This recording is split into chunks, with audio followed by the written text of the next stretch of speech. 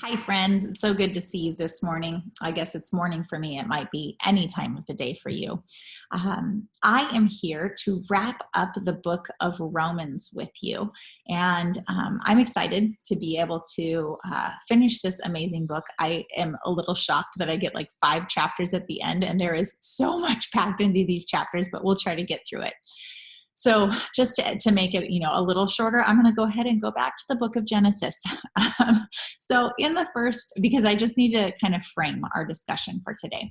So in the first 2 chapters of Genesis, we see God just creating perfection.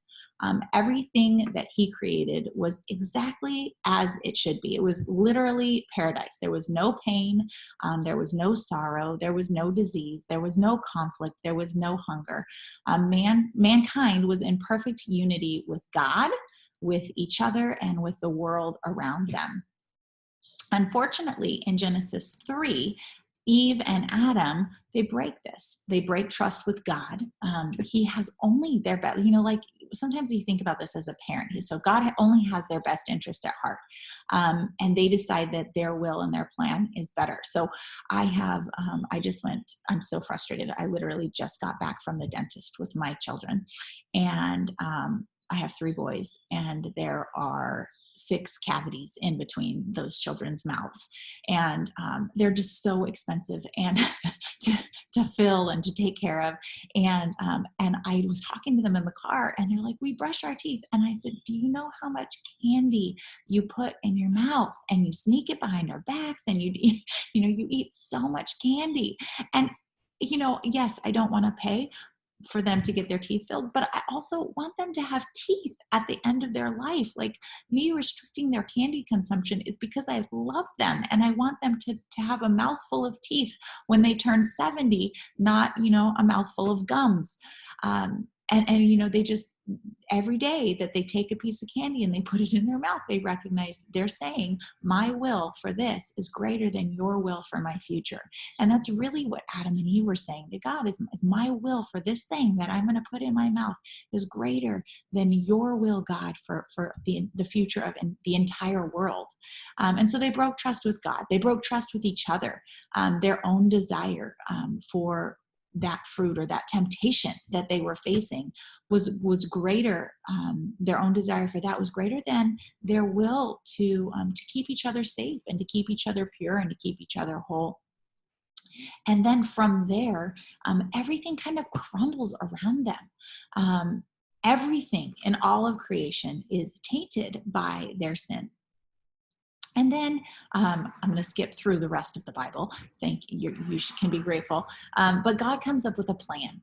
And his plan really boils down to 2 simple laws. And this is pretty much the summary of the whole Old Testament. Jesus summarized it for us. And he says, love the Lord your God with all of your heart, with all of your soul, and with all of your mind. This is the first and the greatest commandment. And the second is like it: love your neighbor as yourself.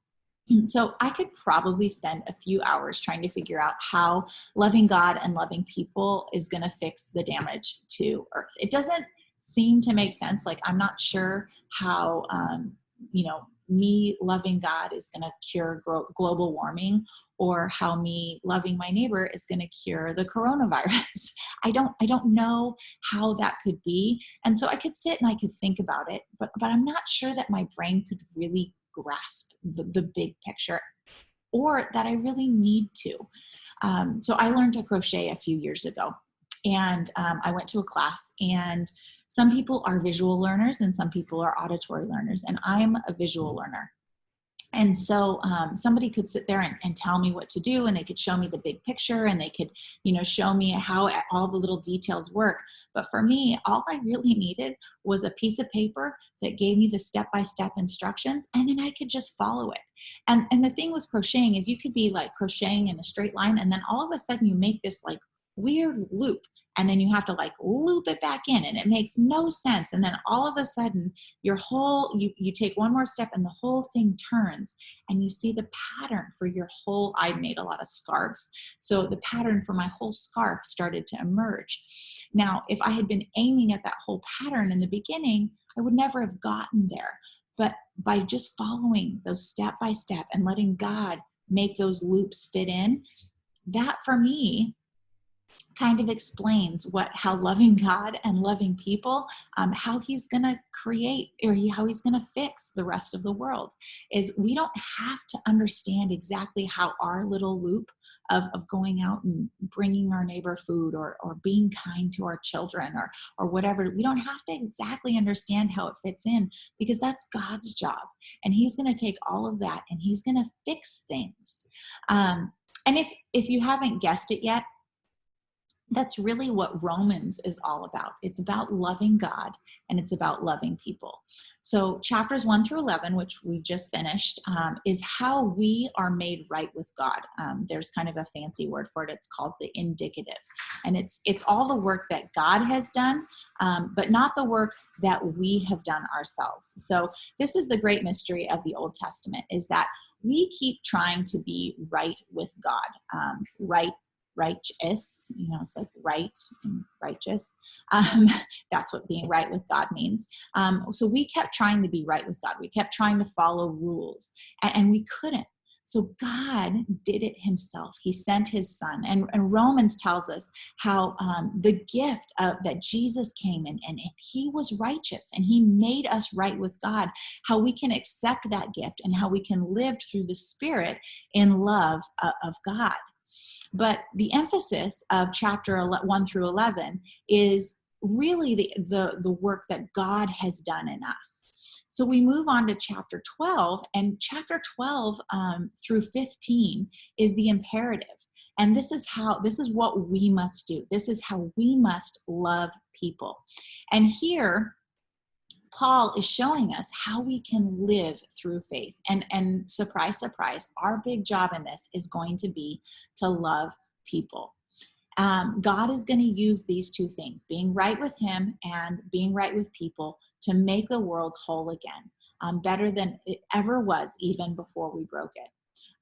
We're not sure exactly how, but we don't need to know that. We just need to follow the pattern, like we're crocheting. Just follow the pattern, just follow the instructions step by step, and then we'll see what God does with it. One day we will. So really, we're going to start out in Romans 12, 1 through 2. I have my Bible here. I'm going to find it. Romans 12. And Romans 12, 1 through 2 are helpfully kind of like a thesis statement for everything that we're going to summarize, that we're going to read today. So if you are looking for a series of verses, or chapters in the Bible to make you feel super good about yourself, and just a pat on the back, like, Autumn, you're just doing such a good job today, I would not look to these chapters, because they're probably some of the hardest chapters in the Bible to actually live out. And I think you'll get the picture in just these first two verses. It says, "Therefore, I urge you, brothers and sisters, in view of God's mercy, to offer your bodies as a living sacrifice, holy and pleasing to God. This is your true and proper worship. Do not conform to the pattern of this world, but be transformed by the renewing of your mind. Then you will be able to test and approve what God's will is, his good, pleasing, and perfect will." So our first kind of overarching theme for how we can love people is that we need to be, and this is your first fill-in, a living sacrifice. And so I want you guys to think about a sacrifice. So we don't live in a culture that really has sacrifices. There actually are religious sacrifices that happen in the world. My brother lived in Indonesia and actually witnessed a couple of them, and they're not pretty. You take a dove or a lamb or a bull, and they get brought to the altar, and then they're killed. They're a lot of times their throat is cut and they're killed. And the definition of a sacrifice is that a sacrifice is something that dies. And so when we read in chapter, or in verse 1, where it says to offer your bodies as a living sacrifice, it's really hard to understand. There's no such thing as a living sacrifice. A sacrifice dies. So how can we be a living sacrifice? And the world has never actually ever seen this happen until Jesus. And in Revelation 5:8, we see Jesus, and we see him as the lamb who looks like he was slain. And it says all of heaven falls down before him, and they sing a new song to him, saying, "You are worthy because you were slain, and with your blood you purchased for God persons from every tribe and people and nation." Jesus was slain, but he rose again. He is the example of a living sacrifice that we are supposed to follow. And the question is how are we going to do this? And my answer is, it's not going to be easy. We have to be transformed.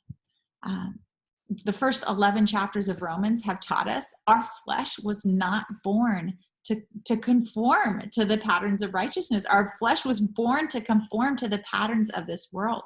So every day we have to get up and fight with every ounce of our strength to follow his will. Loving people, it's clearly not an easy task. Quarantine life has shown me that people are absolutely the best thing in my life, and people are absolutely the worst thing in my life. I love my kids to pieces, but they're going to drive me insane. I love my husband. He's amazing, but man, is he irritating. But this is what it means to be a living sacrifice, is that we lay our flesh on the altar every day, and we let our flesh be put to death.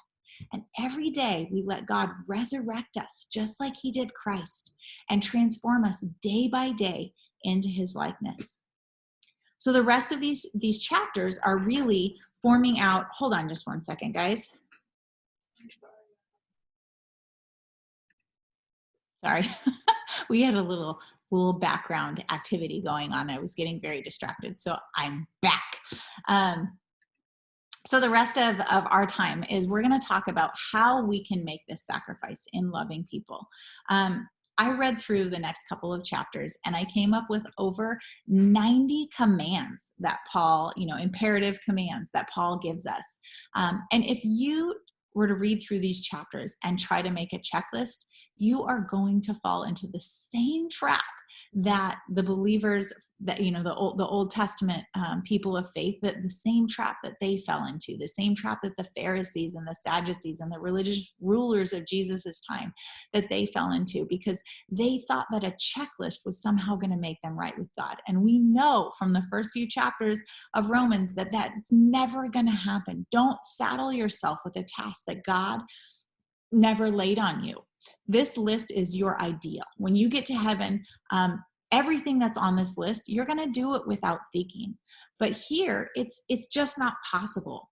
So again, every day you get up and you do your best to do these things, and you live your life as a sacrifice. And then you let God put your flesh to death. And all this list, they are like for sure flesh killers. These are your flesh killers right here.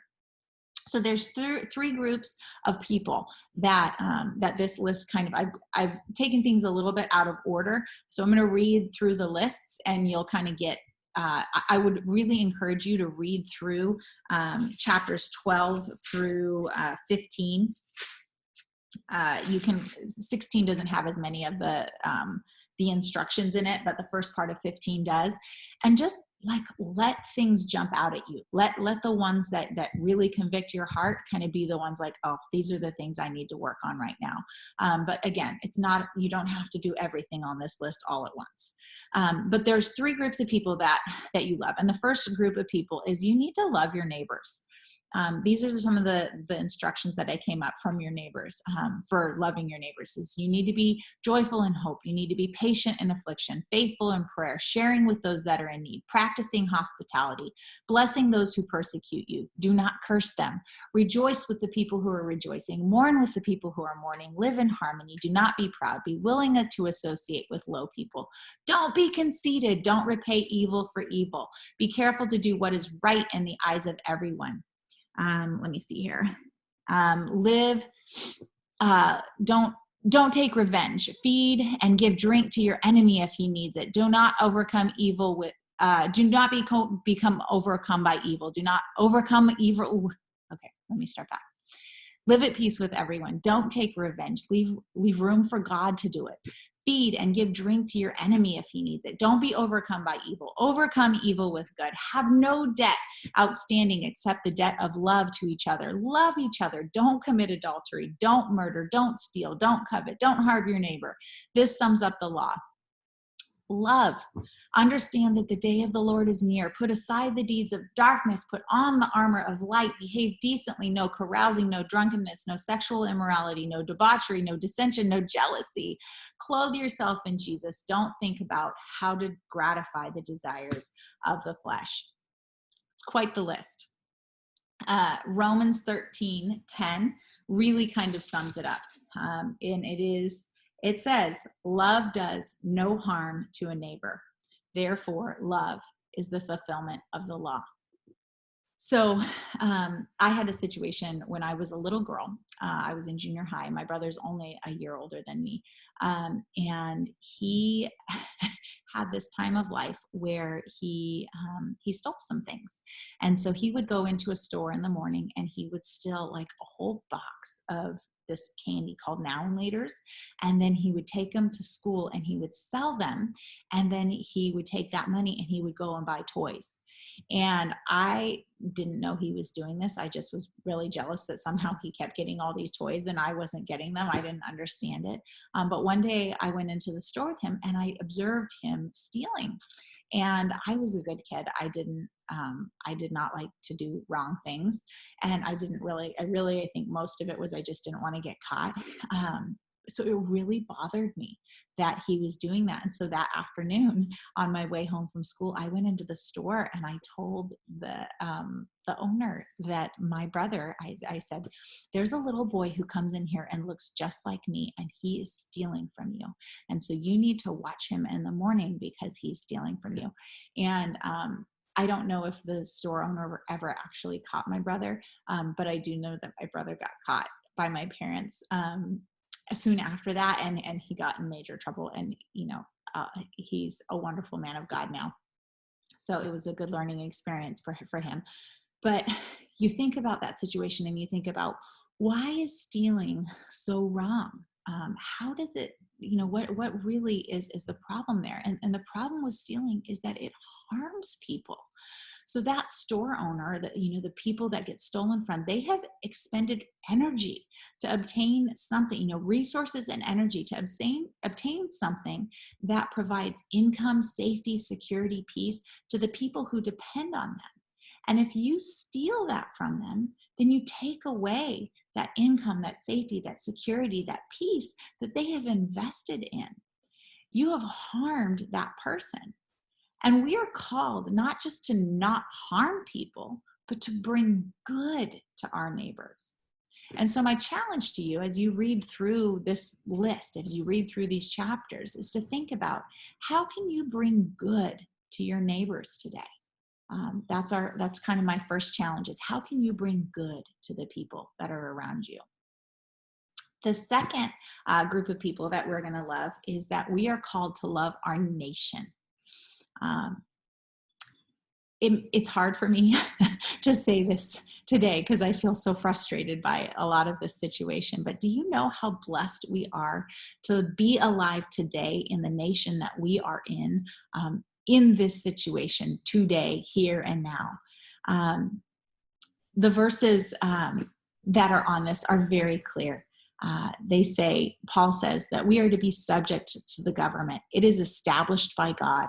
If we rebel against it, we are rebelling against God. If we want to be free from fear, then we should do what the government tells us to do. The one that's in authority is God's servant for our good.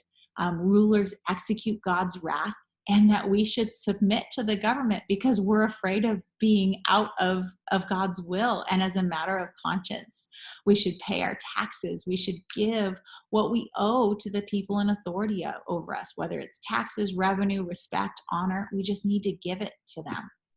And to be honest, this is really challenging for me these days because I'm feeling super rebellious. I'm living at my parents' house in downtown Huntington Beach. And so I think that maybe the culture around here is affecting me. But I I'm at a place where I really don't want to be subject to the government anymore. I want to start making decisions for my own life. And I think, does God really mean these people? Like these people, was he really there when this person got elected? I don't think that these rules, that they really apply to me. I think if God really knew my frustration or my situation, that he would say, oh, I didn't mean you. That situation doesn't apply. But then I think about the environment that Paul was writing in. And he was writing about the Roman government at the time. And let me tell you, that government was completely unfair. They made completely arbitrary and self-serving laws. In this empire, you had people who had completely different rights based on how they were born, if they were a citizen, if they were wealthy, if they were a laborer or a slave. Completely different rights for those people. The Caesar of the time, it was just probably a couple years after this book was written, but his name was Nero. And just to give you an example of just how capricious and wicked these rulers were, Nero was kind of if you read history, he was kind of a foolish guy, but he loved poetry, and he thought that he was a singer. In his heart, he was a singer and a poet. And he read this like epic narrative, an ancient narrative of a city that had been burned to the ground, and its ruler stood outside and wept and composed a ballad to the city that had been burned. And, and it was just this great epic poetry that was, very famous during Nero's time. And so Nero, he wanted that for himself. And so it seems like it's actually a reasonably accepted historical fact that Nero actually had his own capital city burned to the ground. Like, he was behind the scenes. It was a secret that he had done it, but it was kind of one of those secrets that everybody really knew. Burned his own city to the ground so that he could write a poem about it. I mean, thousands and thousands of people died because he wanted to sing a beautiful song as they died, and just rejoice in the pity of this great ruler. And then after this, he blamed the Christians for it, and he threw them all in prison, and then he took them out to the games and threw them to the lions, because of his own capricious wickedness. And this is the government that God has told Paul to tell people to be in obedience to. I think God meant it. If he asked those people to submit, I think he wants me to submit to my government too. He calls us to submit to anything that doesn't contradict him. So obviously, if our government is telling us to kill people or to, those are things that contradicts God's law, and his law is supreme. But if the early Christians could submit to the injustice of their government, then we can too. Whether we believe it's unjust or, wherever we land, we need to be obedient to our government. But this is where I believe we are so incredibly blessed, because we live in a nation that has given us incredible freedom. We have a democratically elected government. If we don't like the people in charge of our school board or our city or our state or our nation, we only have to live with them for a couple years, and then we can elect somebody else who represents what we feel. I mean, that is just so crazy that we have that ability to do that. We have a Bill of Rights that protects us from, if our government oversteps, that's going to say, no, they're not allowed to do that. We have the ability to sue our own government. We can take them to court, and, the Supreme Court can uphold, they can overrule what our state does. We have an incredible ability to speak and to protest. We can write letters and tell our leaders that we disagree. So this is what this passage is telling us. It's telling us, it doesn't say that we shouldn't use our rights, but it's saying that we need to use our rights with respect and with honor and in obedience. When we disobey the law, we are stepping outside of God's plan for us. We are disobeying him and not people. Oh, I don't like saying that. It's hard, but That's what God is calling. That's why we're sacrifices, ladies. That's why we're living sacrifices. And the last one, the last group of people that we are called to love is that we're called to love our body. And by body, I mean fellow believers, the church. And there's a whole list of rules here. And they're be humble, use your gifts to build up the body, love, hate evil, cling to good, be devoted to each other in love, honor each other above yourselves, keep your spiritual fervor, serve the Lord. If you live, live for the Lord. If you die, die for the Lord. And then the rest of the verses are dealing with this really kind of crazy problem that doesn't apply to us anymore. That specific problem doesn't, but the general theme of the problem absolutely has applied to Christians from that time until now and will till the end of time. And it's the problem of gray areas. It's the kinds of laws that fall, that you could have an argument one way or you can have an argument the other. And so I'll give you the specific example that the Romans were dealing with, and then we can talk about how that might apply to us today. So what they were dealing with was food. There was arguments among the people about food. And the problem is we know that there were Jewish Christians in this church, and then there were Gentile Christians in this church. And to the people who had been raised in the Jewish culture, food was a huge deal because the law that they had been handed down from the time of Moses had so much to do with the way that they prepared and ate their food, and it kept them separate from the communities around them. They could not eat with their next door neighbors unless they were Jewish because of the way that they handled the food. And it was just this absolutely fundamental thing to the Jewish culture was the way that they ate food. Well, the Holy Spirit came along and God told Peter that all food was clean. And so the Gentiles had not been raised with all these food laws. And so they came into the church and God had told them that all food was clean. And so food really wasn't a big deal to them. But all these people, the Jews and the Jewish Christians and the Gentile Christians, they were eating together. And so the Gentile Christians would bring unclean food to the meals that the Jewish Christians were eating at. And the Jewish Christians, they were wrong in the situation. They were actually wrong. The food was clean and they were allowed to eat it. God had told them that they could eat it, but they just couldn't get over it. They couldn't, and they were weak in that area. That it was something that they couldn't accept. And so what happened was this caused conflict. And so it caused the church to start judging each other. So the Jewish Christians thought that the Gentiles were wicked. And then the Gentile Christians thought that the Jewish Christians were weak. And so what Paul is saying in these passages is he's just saying, stop it. Stop it. Stop doing what you guys are doing. You're hurting each other for no reason. These are some of the verses that he says. He says, stop passing judgment on each other. Accept your brother's weaknesses. Don't quarrel over disputable matters. Don't treat with contempt the people for what they do in faith. Don't judge people for what they do in faith. Don't judge God's servants. They're his servants, not yours. Observe special days or not in faith. Eat special food or not in faith.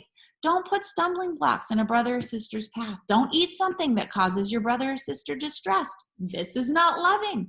Do not by eating destroy someone for whom Christ died. Do not let what is good be spoken of as evil. Do what leads to peace. Do what leads to mutual edification. Do not destroy the work of God for food. It is wrong for you to eat or drink something that causes someone else to stumble, even though the food is clean. Keep your beliefs to yourself and God if it's going to cause an argument. Don't condemn yourself by what you approve. Eat or drink by faith alone. Anything that you do that does not come from faith is sin. If you are strong, bear with the failings of the weak. Don't bear with people to please yourself. Bear with people for their good. Bear with people to build them up. Accept each other as Christ accepted you to bring praise to God. We live in a world of gray areas. I'm going to pick just a super easy one. It's like the low-hanging fruit here, alcohol. Okay, it's a major gray area, and it's one that people in the church argue about all the time. Does the Bible forbid us to drink alcohol? No, no, there's nowhere in the Bible that it forbids us to drink alcohol. Jesus drank wine. Jesus's first miracle was turning water into wine. Perpetually, we see Jesus drinking in the Bible. So is it a sin to drink alcohol? No, it's not a sin. But does wine and does alcohol cause some people to stumble? Yes. And so we need to be super careful about the things that we drink, because they could cause our fellow Christians to stumble. What Paul is saying in this situation, and so we could sit and we could argue. I've been in the myself in arguments whether we should or should not drink, whether it's good or healthy, or and people get really angry and really upset. But what Paul is saying here is he's saying, love your brothers and sisters in Christ and love them more than the food you eat. Love them more than the wine that you drink. And more than anything, love them more than proving that you are right, more than needing to win an argument. Wine, I think, is the easy one, because I think that we're living in a situation that is getting increasingly feisty. I think that we are going to see Christians that are going to start doing breaking restrictions, and I think that we're going to see other Christians that are staying home. And both of these Christians are going to be doing what they're doing in faith. And so, again, we need to be obedient to our government. But we need to love each other through this. We need to recognize that God has called us to different ministries and different things in life. And we need to figure out how maybe us sacrificing our rights can help our brothers and sisters, or maybe seeing how our brothers and sisters are going out in faith, and we need to not judge them. Whatever it is, we need to love each other. Let's not get in fights over gray areas. Remember, we're living sacrifices. God has called us to just love each other. The world is going to know that we are Christians by the way that we love each other. It's been such a blessing to be able to do this study with you guys. We are going to be moving in to the next study in Ephesians, and I get to tell you a little bit. So I was mentioning about our classes to Doyle and Cody, and they got so excited about them and about our study in Ephesians that they actually wanted to join us. And so that's where Masterclass was born. So I don't know if you heard this weekend, but Masterclass was announced. And what it's going to be is Doyle and Cody are going to preach on Masterclass on the weekend. They're going to preach through one chapter a week in the book of Ephesians. And then on Thursday night, we're going to have a much more in-depth discussion of the book of Ephesians. And all of our daily devos that we're sending out, they're all going to be on that chapter of Ephesians. And so we would absolutely, I'm going to show you guys a picture of the masterclass. Oh, wait, I can't. I'm not in it. Hold on. I'm going to share my screen with you. Don't you love that I'm just so technologically advanced? So we'll have our weekend sermon series, we'll have our daily devotionals, we'll have a live weekly debrief with our pastors, and then we'll have our discussion groups. So your discussion groups can stay on exactly the same day on Tuesday nights or Friday mornings. Or if you want to join a new group, you can join one and we'll put you in one on Thursday nights. And so however you guys want to do it, we are here to support you. Gwen is going to get you guys all signed up. And we love doing life with you, and we love doing Bible study with you. And so we can't wait to be back together, and we hope that it will be soon. Hope you guys have a great day, and we'll see you soon.